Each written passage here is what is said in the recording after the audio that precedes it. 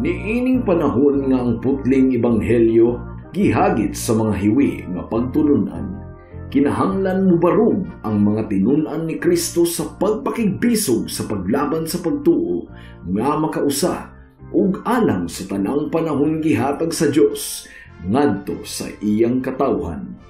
Maoy hinungdan nga namugna kining tulumanon ang putling ebanghelyo. 30 minutos nga pagsabwag sa tinuod nga ebanghelyo kauban ni Pastor Jeremias Hangad. Ang putling ebanghelyo tulumanon nga gihatod kaninyo sa Unidos Community Bible Fellowship sa Unidos Plaridel, Misamis Occidental. Ang putling ebanghelyo, ang putling ebanghelyo, ang putling ebanghelyo.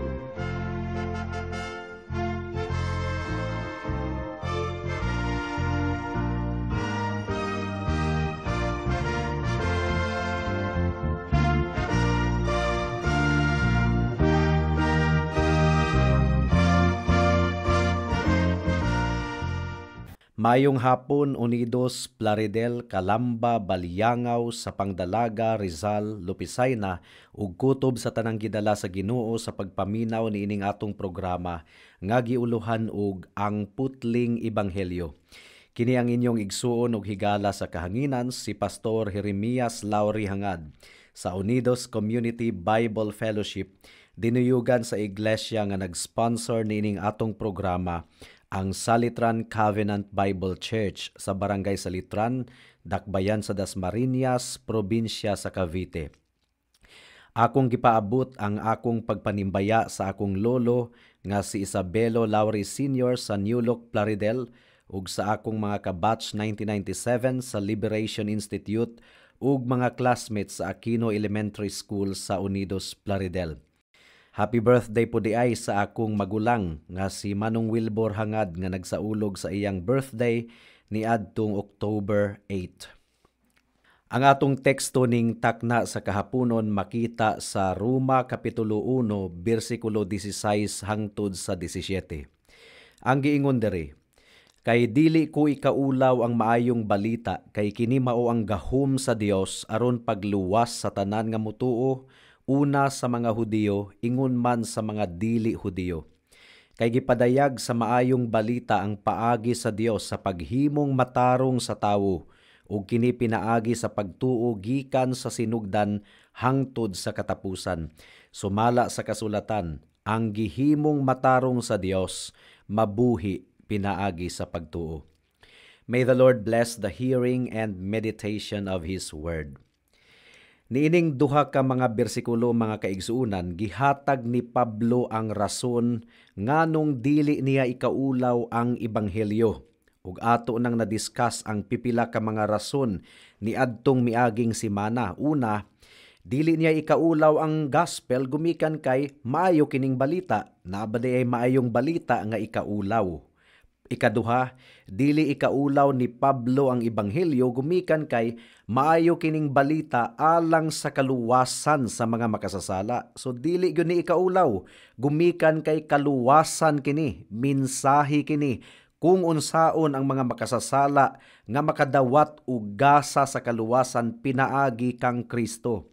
Ikatulong rason ni Pablo, dili niya ikaulaw ang ebanghelyo gumikan kay mensahe kini sa Dios. Ang Dios mao ang manunulat sa ebanghelyo, ang Dios mao ang tag-iya sa ebanghelyo, ug dili nato ikaulaw ang gikan sa Dios. Ikaupat, dili ikaulaw ni Pablo ang ebanghelyo gumikan kay gamhanan kini nga mensahe. It is the power of God unto salvation to those who believe. Mo kini giingon sa bersikulo 16. So kung gahom kini sa Ginoo, epektibo kini. It really works. It is by the proclamation of the gospel that we are born again. Mao nga si Pablo, dili niya ikaulaw ang ebanghelyo gumikan kay nasayod siya nga magbunga kini gumikan kay gahom kini sa Dios. Ug ikalimang rason nga gisulti ni Pablo, dili niya ikaulaw ang ebanghelyo gumikan kay ebanghelyo kini alang sa tanan. Dato, pobre, Amerikano, Pilipino, bisag kinsa, Hudiyo, Hintil, ang tanan makasasala ug nakabsan sa himaya sa Dios mao nga ang tanan nang ginahanglan niini nga maayong balita sa grasya sa kaluwasan. It is for everybody. No one because of sin is outside the scope of the gospel. Bisan pag-unsa ka makasasala ang usa ka tawo, ang ebanghelyo adunay gahom sa pagluwas kaniya. Ang ebanghelyo adunay gahom sa paglimpyo sa tanan niyang mga kasalanan. So mao kini ang hinungdan nganong dili ikaulaw ni Pablo ang ebanghelyo. Unsa man kining ikaunom nga rason? Well, ang ikaunom nga rason ania makita sa verse 17 mga kaigsuunan. Ang giingon diri, kay gipadayag sa maayong balita ang paagi sa Dios sa paghimong matarong sa tawo. Ug kini pinaagi sa pagtuo gikan sa sinugdan hangtod sa katapusan. Sumala sa kasulatan, ang gihimong matarong sa Dios mabuhi pinaagi sa pagtuo.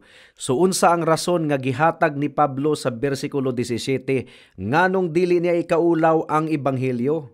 Gumikan kay sa mensahe sa ebanghelyo gipadayag dinhi kung unsaon paghimong matarong sa usa ka tawo nga makasasala atubangan sa Dios. Kay gipadayag sa maayong balita ang paagi sa Dios sa paghimong matarong sa tawo. Paagi kini sa Dios mga kaigsuunan. Himuon niyang matarong ang tawo nga nagtuo kang Kristo. Ipakamatarong niya sa iyang atubangan. So dili na guilty, condemned sinner. Isipong matarong atubangan sa Dios. Gipadayag kuno sa ebanghelyo ang paagi. So kung maghisgot kita og gipadayag, but pasabot niini making manifest, making plain or making clear. Gusto lang natong tinawon mga kaigsuunan nga ang ebanghelyo nahibaw-an na kini sa mga katawhan sa daang tugon. This was known in the past until now. Gikan pa sa daang tugon hangtod sa bagong tugon, ana-ana ang pagpadayag sa Dios sa ebanghelyo. Ang giingon sa Roma Kapitulo 1, versikulo 2, dugay nang gisaad sa Dios ang maayong balita diha sa kasulatan. So you see, ang ebanghelyo ana-ana sa daang tugon. Gipropesiya na, gipadayag na sa Dios. Sipyat ang mga tawo nga nag-ingon nga ang ebanghelyo absent kuno sa Old Testament, sa New Testament ra kuno. No, mga kaigsunan. Ang giingon manggani sa bersikulo 17, sumala sa kasulatan, ang gihimong matarong sa Dios mabuhi pinaagi sa pagtuo. Gikutlo ni Pablo ang Habakkuk chapter 2 verse 4, meaning to say, the gospel was already written and revealed in the Old Testament. Matud pa sa Roma Kapitulo 3, versikulo 21, ang ebanghelyo kuno gipamatud-an kini sa balaod ug sa mga propeta. So basically, kung maghisgot kita og balaod ug mga propeta, the entire Old Testament has already testified about the gospel. This was God's method of justifying Abraham. Ang ebanghelyo mao ang paagi sa Dios kung giunsa niya paghimong matarong si Abraham. Mogani nga miingon si Kristo nga nakita kuno ni Abraham ang pag-anhi ni Kristo sa kalibutan ug nagmaya si Abraham. Ang bot ipasabot, nakita na ni Abraham ang mensahe sa ebanghelyo although dili susama sa katinaw sa bag-ong tugon, gumikan kay ang pagpadayag sa Ginoo sa iyang plano sa pagluwas gihimong tin-aw kaayo sa bag-ong tugon. Ana-ana kadto sa daang tugon, it was already written in the Old Testament, pero sa bag-ong tugon mitin-aw na kaayo gumikan kay miabot na ang atong Ginoong Hesukristo. Ug ang pinakakatapusang kapitulo sa Roma, verse 25 hangtod sa verse 26, ang giingon ni Pablo, daygo nato ang Dios kay makahimo siya sa paglig-on kaninyo, sumala sa maayong balita nga akong giwali, nga mao ang mensahe mahitungod kang Hesukristo ug sumala sa gipadayag nga tinaguang kamatuoran nga gitipigan sulod sa dugayng panahon. Nakita ninyo mga kaigsuunan, sulod sa dugayng panahon. Apan karon gipadayag na ang maong kamatuoran pinaagi sa mga sinulat sa mga propeta ug gibutiag kini ngadto sa tanang kanasuran tungod sa mando sa walay katapusang Dios aron ang tanan mutuo ug mutuman. So I hope nga nakita ninyo mga kaigsuunan nga ang ebanghelyo present na kini sa daang tugon, although dili pa kaayo klaro, pero karon gipadayag na gayud kaayo, klaro na kaayo. It's an open secret now. Ang kaluwasan mabatunan pinaagi kang Hesukristo. Ang mga makasasala pagaisipon nga matarong atubangan sa Dios pinaagi sa dugo sa atong Ginoong Hesukristo. Pinaagi sa pagkamatarong ug sa sakripisyo ni Kristo sa kamatayon alang sa mga makasasala. So ang misteryo gipadayag na gayud ug tataw kaayo sa bag-ong tugon, although it was already revealed in prophetic form and in blurred form or in shadowy form sa daang tugon. Dugang pa mga kaigsuunan, kung maghisgot kita og revealed or gipadayag, it does not simply mean something put before us to look at. Dili lang kini ingon og gibutang sa atong atubangan aron atong sudungon lang. No. Ato kining tuuhan, ato kining gakson. It must be obeyed, it must be put into practice. Kini nga ebanghelyo nagaluwas kini sa aktwal sa tanang mutuo gayod. Sa daang tugon mga kaigsuunan, ang mga magtutuo didto nagapaabot sa Mesiyas nga muabot. Apan kita sa bag-ong tugon, naga-look back kita, nagalingi kita sa Mesiyas nga miabot na. But it's the same mighty truth. Jesus Christ was prophesied in the Old Testament, and Jesus Christ was fulfilled in the New Testament. So they look forward, we look backward. Mukadto ang ikaunom nga rason kung nganong dili ikaulaw ni Pablo ang ebanghelyo. Gumikan kay sa ebanghelyo, gipadayag sa Dios ang iyang pamaagi kung unsaon nga himuong matarong ang mga makasasala atubangan sa Dios. Mahimong matarong ang mga makasasala atubangan sa Dios pinaagi sa pagkamatarong ni Kristo nga gisulob kanila. Pinaagi sa balaang dugo ni Kristo nga gihugas sa tanan nilang mga sala.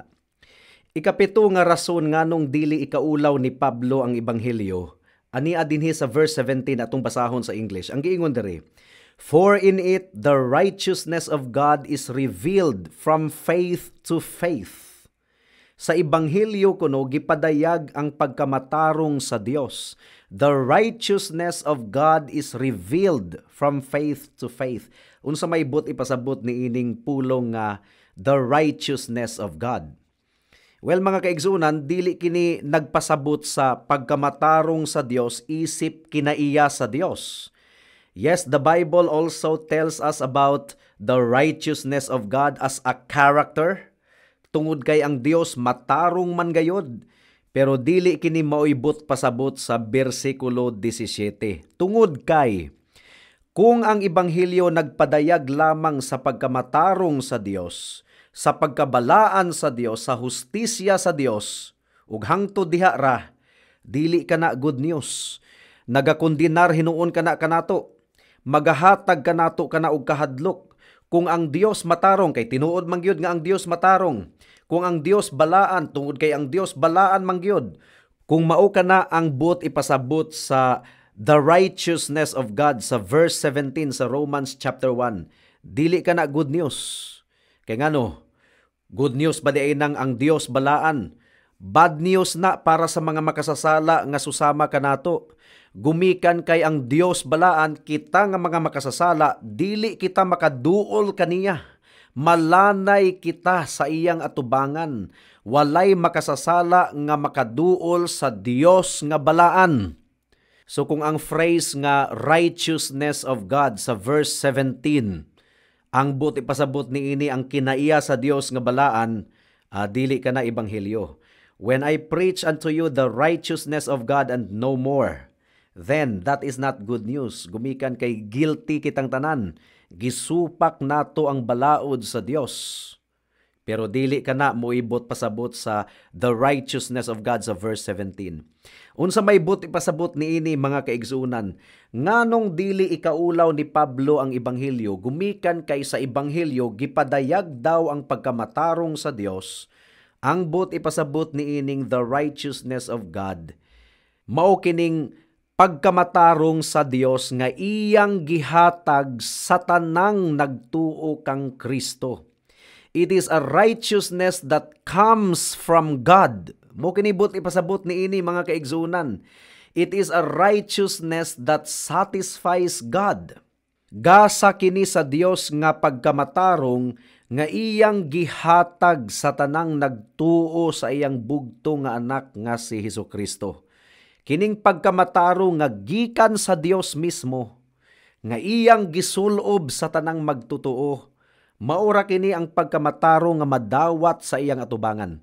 Gumikan kay ang pagkamatarong nato hugawng panaptong dinugan lamang sa iyang atubangan. Gibalik-balik yun nato og mantala kini dinhi sa kahanginan mga kaigsuunan. Gumikan kay mumang yun kini giingon sa Isaiah 64 verse 6 nga atong pagkamatarong hugawng panaptong dinugan lamang atubangan sa Dios. So kung muatubang kita sa Dios, sulob nato ang atong pagkamatarong, malanay kita sa iyang atubangan mga kaigsuunan. Dili kita pagadawaton, abugon kita sa Dios. Sa ebanghelyo, ang Dios naghatag og pagkamatarong. Ang Dios nagsulob og pagkamatarong sa mga makasasala nga mituo kang Kristo, ingon nga Dios og manluluwas. Ang requirement sa Dios, 100% obedience in the sight of God. Ang requirement sa Dios, 100% nga bayad sa tanang silot sa sala. Wala kitay ikabayad mga kaigsuunan, ug wala kitay pagkamatarong nga atong isulob aron madawat kita atubangan sa Dios. Well, gumikan sa dakong gugma ug grasya sa atong buhi nga Dios, iyang gipadala ang atong Ginoong Hesukristo dinhi sa kalibutan, ang bugtong anak sa Dios, 100% God, 100% man. Siya ang misunod sa tanang balaod sa Dios, ug siya ang nagbayad sa tanang silot sa sala nga gisugo sa balaod didto sa krus sa Kalbaryo.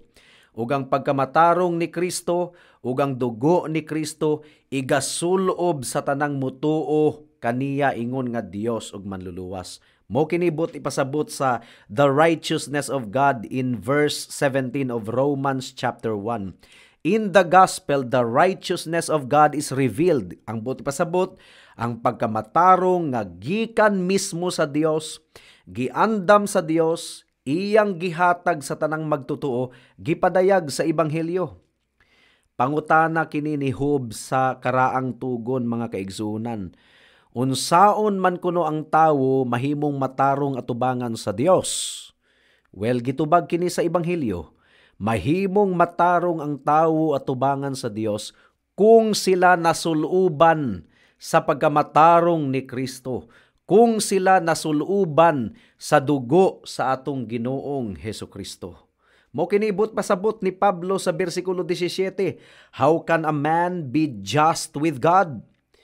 Well, before ang tawo mahimong matarong atubangan sa Dios, kinahanglang masunod niya ang balaod sa Dios. Kinahanglang tahuron niya ang Dios sa tanang higayon.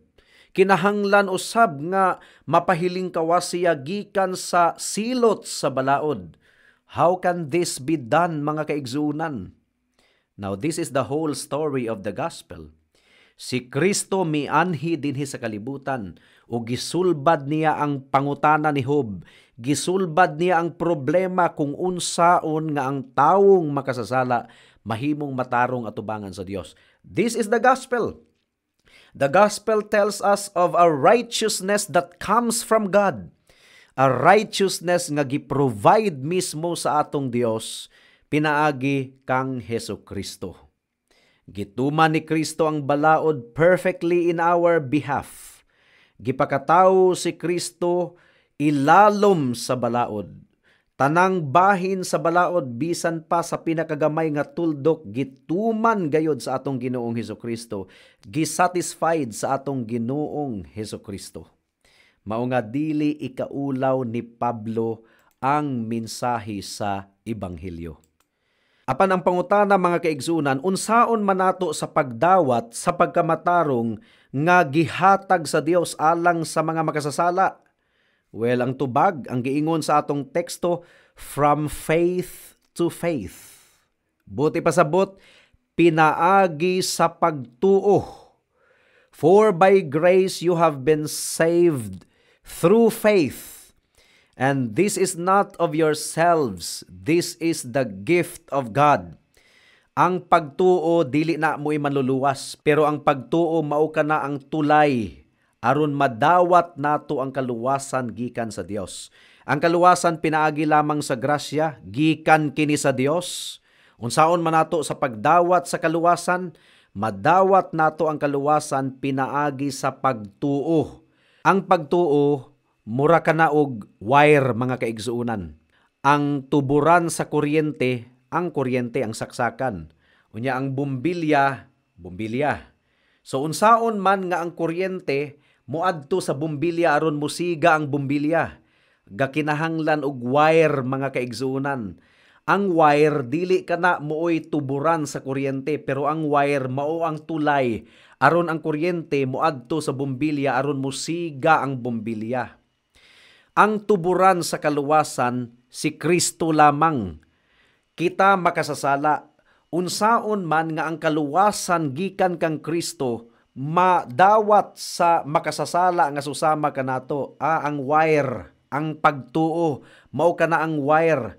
Pinaagi sa pagtuo. Mudangup kita kang Kristo pinaagi sa pagtuo. Ang kaluwasan mudagayday nga ri kanato. Madawat nato ang kaluwasan mga kaigsuunan. Klaro kaayo ang language sa atong teksto. Ang giingon diri, for in the gospel the righteousness of God is revealed from faith to faith. As it is written, the righteous man shall live by faith. Ang tawong gihimong matarong magkinabuhi diha sa pagtuo. Usbon ko mga kaigsuunan, ang pagtuo dili kana ang manluluwas ha. Ang gituuhan mao ang muluwas si Kristo. Ang pagtuo tulay ra kana, dili nato ipanghinambog ang atong pagtuo. Doon na rabay mga tawo nga moingon nga, grabe, liguna sa imong pagtuo oy. Kusgana sa imong pagtuo oy. Ang pagtuo mao'y ilang gipanghinambog. Ang pagtuo mga kaigsuunan, ang giingon sa Ginoo, bisan pagjutay ra ang imong pagtuo, bisan pag sama kini kagamay sa liso sa mustasa, makapasibog kuno kini sa bungtod aron moadto sa kadagatan. Sumbingay lang kana mga kaigsuunan. Ang but pasabot, bisan pa og ang imong pagtuo huyang kaayo, pero kung ang imong gituuhan si Hesukristo, maluwas ikaw. Bisan pag ang imong pagtuo huyang kaayo, pero kung wa na kailaing gituuhan, kung si Kristo lamang gayud ang imong gituuhan, ang bugtong anak sa Dios lamang, ang Dios nga nagpakatawo nga wala mawala ang iyang pagka-Dios, ang naghalad sa iyang dugo didto sa krus sa Kalbaryo aron mabayaran ang tanang silot sa sala sa tanang mga mutuog musalig kaniya. Si Kristo nga 100% nga matarong gumikan kay gisunod niya ang balaod sa Dios in behalf of His people.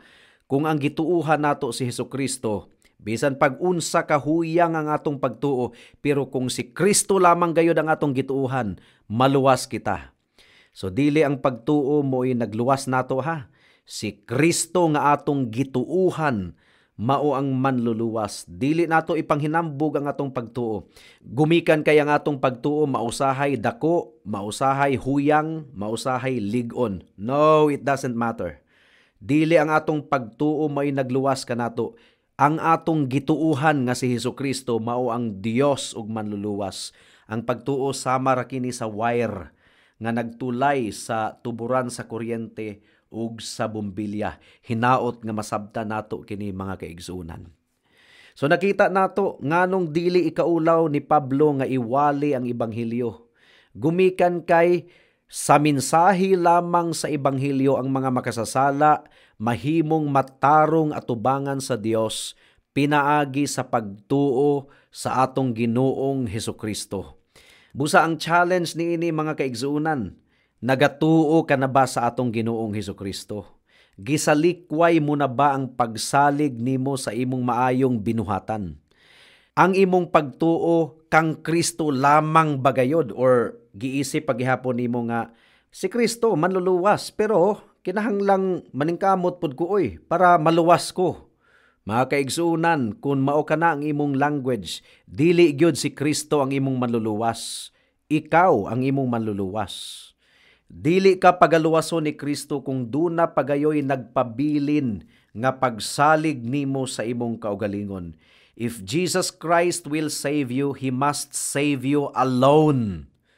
Ang maayong buhat, bunga lamang kana sa atong pagtuo. Ang maayong buhat, bunga lamang kana sa atong kaluwasan. Dili ang maayong buhat mao ang nagluwas kanato. Si Kristo mao ang Dios ug manluluwas. Tuuhi ug saligi siya karon higala. Hinulsuli ang imong sala. Ug dangop kang Kristo, ingon nga imong Dios ug manluluwas lamang. Naubuhata kini karon kay basin ug ugma ulahi na ang tanan. Hangtod dinhi na lang kita taman sa atong pagpamalandong ning takna sa kahaponon tungod kay wala na kitay oras pa.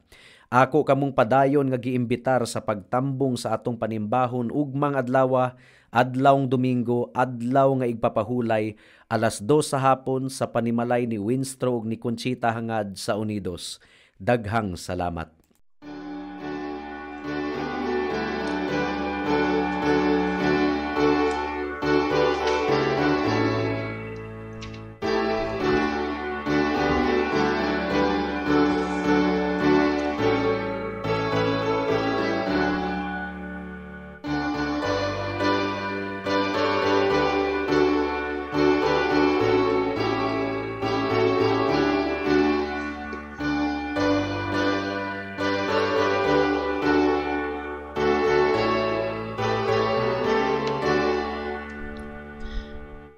Wala kumasayod sa hingpit, ngano nga gilukat ako. Ni Jesus sa dako nga gugma niya, nga dautan man unta ko. Naila kong gituuhan ko, ako nasayod nga siya gamhanan. Magbantay siya kanako, hangtod nga mubalik siya. Wala kumasayod sa hingpit, sa buhat niya sa dughan ko. Nganong nakabaton ko sa pagtuo, ug kalinaw sa kalag ko. Naila kong gituuhan ko, ako nasayod nga siya gamhanan. Magbantay siya kanako, hangtod nga mubalik siya. Wala kumasayod sa hingpit, sa buhat sa espiritu, nga nagabadlong sa sala sa tao, ug kang Jesus nagpaila. Naila kong gituuhan ko, ako nasayod nga siya gamhanan. Magbantay siya kanako, hangtod nga mubalik siya. Wala kumasayod sa hingpit, unsa ang kaugmaon ko. Kun mga adlaw gidaguman ba, kun masa nagbangdalan ko. Naila kong gituuhan ko, ako nasayod nga siya gamhanan. Magbantay siya kanako, hangtod nga mubalik siya. Wala kumasayod sa hingpit, kanus ang pagbalik niya. Sa kahitasan kun sa yuta man, magka sugatay ba kami. Naila kong gituuhan ko, ako nasayod nga siya gamhanan. Magbantay siya kanako, hangtod nga mo balik siya. Amen.